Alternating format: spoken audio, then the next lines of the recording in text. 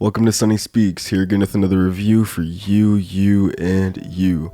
And today, I'm here to talk about Bring Her Back, directed by Danny and Micheal Philippou, and starring Sally Hawkins, Sora Wong, Billy Barratt, and many more. After their father dies suddenly, two siblings, Andy and Piper, must be taken in by an adult before Andy, played by Billy Barratt, can apply for guardianship. At first, a contentious and awkward living arrangement becomes a dark exploration of grief, loss, and the lengths a parent will go to get their child back. As a person who thought these directors' previous outing Talk to Me last year was solid but a little underwhelming, I'm surprised to say that this is probably the best horror movie I've seen so far in 2025. First, let's start with our main characters, Andy and Piper, played by Billy Barratt and Sora Wong. Andy and Piper are siblings through marriage and only have their dad. The movie doesn't explain why their mom isn't around, or I missed that piece of dialogue. But when their father dies, it is a very catastrophic event that could either bring them closer or further apart. I've never seen either of these actors before in anything, but they both are the emotional backbone of this film. One of the most important things to execute in a horror movie to me is being able to establish emotional connection with your main characters and then having the horror ensue. And I think this movie does a great job with that. Having these two characters that you truly root for and their flaws being so relatable makes the tragedy of this whole story so much more effective. Andy is a good big brother, though maybe being a little overprotective of his sister because she is partially blind. The movie creates interesting tension with Andy by establishing that he has anger issues and deals with severe anxiety because of things he went through as a child. I really rooted for Andy the whole way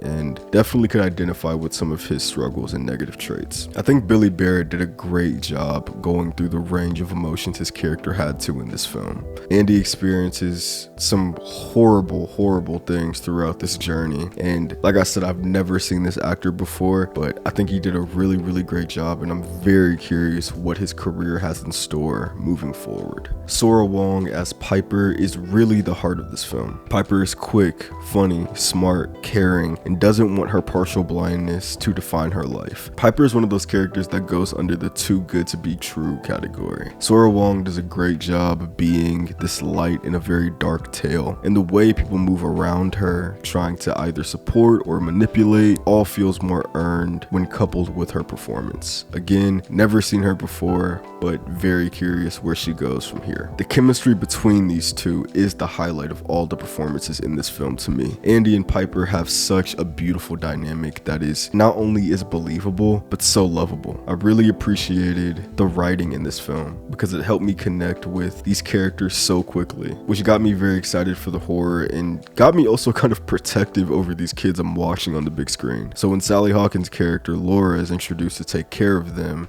I was instantly on high alert. Laura is the character I've hated the most to watch in 2025. I loved the way the movie wrote her because she is a therapist, so she is very emotionally intelligent. Earlier in the film, we set up the connection that Andy and Piper have together. In a very short time after arriving at Laura's place, you can already tell that Laura is analyzing their words and seeing how much she can drive a wedge between them. The way that she breaks them apart in this movie was the hardest thing to watch for me and was incredibly infuriating. Even though there are many other horrific aspects to this film, I found myself the most annoyed and unnerved by how Laura found a way to split these two siblings apart that loved each other so much.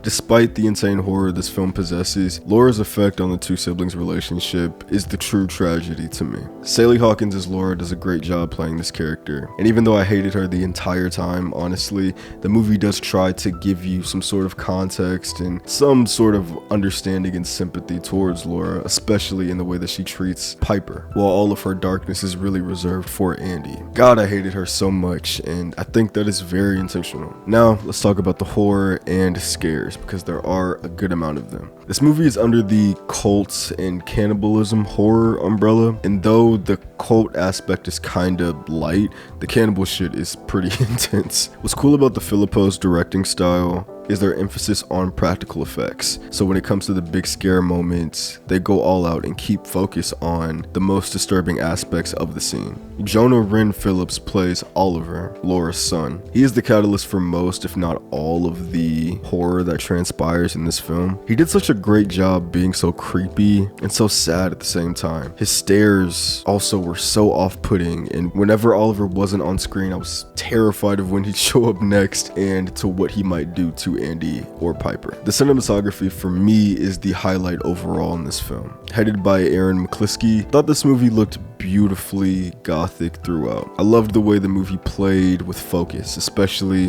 when Piper is our main character in certain scenes and we are seeing things through her eyes. The way that the camera focuses on her hands while she familiarizes herself with her new environment, or even her being oblivious to the deteriorating environment because of her partial blindness, and the way the camera showcases that is really well done. The movie does have its flaws though, sadly, and a lot of them happen at the end, which really sucks. By the end, things feel more open-ended than I expected, and that felt a little more empty than I wish it could have been. And for a movie that is so dark and harrowing, I think the choice to have a somewhat good ending felt out of place, honestly, or at least the way it was executed. Also, I think the cult elements in this movie, while being cool, are too undefined for them to have real impact. And characters, though really caring about them, they make some really stupid choices by the end, and I tried to let it slide over and over because these characters are children, but sometimes their choices just took me out of the narrative and didn't allow me to immerse as much as I wanted to with them. Overall though, I would give Bring Her Back a partly sunny rating. Though having some flaws for sure, I think this horror movie does everything essential for the horror genre. Good characters you root for, bad but well written characters you despise, well executed horror set pieces that up your anxiety and test your resolve, and a visual presentation that I think rivals with the best of film in 2025. This has been my review of Bring Her Back. If you have seen Bring Her Back, let me know what you think in the comments down below, because perspective is key. If you haven't seen Bring Her Back, let me know if this review makes you want to go see the movie or not. Like and subscribe. Thank you for watching. Thank you for being here. I'll be back again. Peace.